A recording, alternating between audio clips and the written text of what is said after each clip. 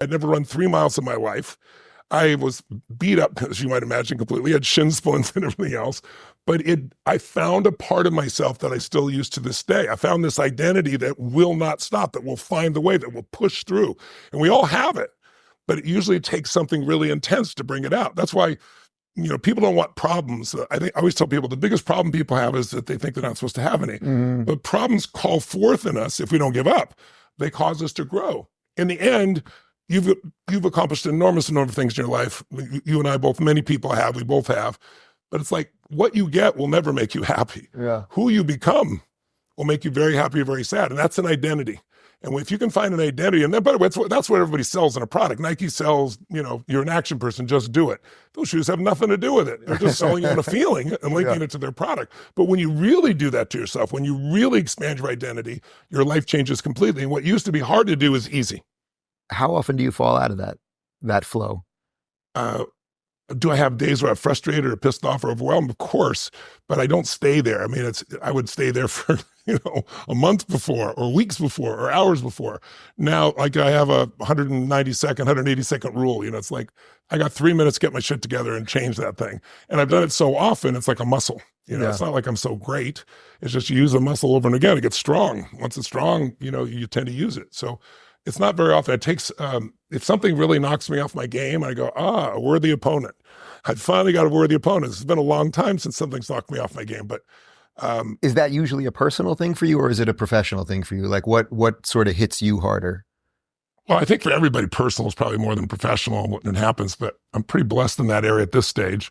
I mean, if I went back 10, 15, 20 years, it'd be different, but my wife and I have been together 25 years. I mean, I love her more than I could ever describe in words. I love her more today than I first met her. And my kids, my family. I mean, that's my dear friends. I have what I call chosen family. People that are my dear, dear friends. And we have some mutual people that we really care about together. So to me, life is about relationships. If the quality of relationships is extraordinary, your relationship with whatever you believe, the universe, your creator, your relationship with yourself, your relationship with your loved ones, your relationship with those that you want to serve, if those are strong, it's pretty hard not to have a great quality of life.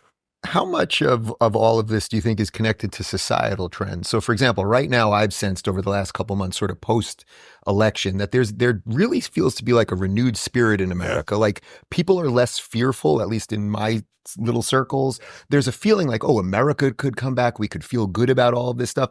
And I think that actually really starts scaling at some point. And I think that this is going to be my first interview of 2025, which is sort of why I wanted to do it right now. It's like, if we can use that, man, that's rocket fuel to change everything. I agree with you. Not everybody. Some people think it's the end Of course. Yeah. We have to acknowledge that, right? Depends on certainly to some extent where people are politically. But I'm an independent. I voted on both sides. And I see, as you said, a lot more optimism. I see people who are on the left actually supporting Donald Trump, who were talking about him being evil before because they want the country to change. And I think, there's an old phrase from a good book called The Good Book. It says, without a vision, people perish. And if you ask, what was the vision of America for the last 4 years, even 8 years, it's not been clear. The greatest presidents we have brought a vision, right? Whether it's Kennedy talking about we're going to put a man on the moon and return him back to the earth, or Reagan and the city on the hill. You can pick any great president, and they had a vision for the country. And I think what's happened is there's a vision of change, and we're so dissatisfied with where it is that there's a surge of enthusiasm to say, let's go shift this thing. We can do it. We can make it happen. I think people are also getting tired of an identity of America being a terrible place, when America's made up of so many great human beings. I mean, we've made plenty of mistakes, like every country in the world, but I think we've done extremely well over the overall history, and we want to be better. But I think that optimism is real for a large number of people because it's new. It's always easier when it's new. The question is, will it hold up 2 years from now?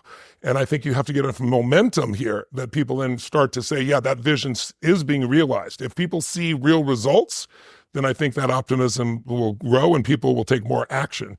But if they don't execute, that's a different game. So it's all about execution. I always tell people knowledge is not power. Do you Execution trumps knowledge every day of the week.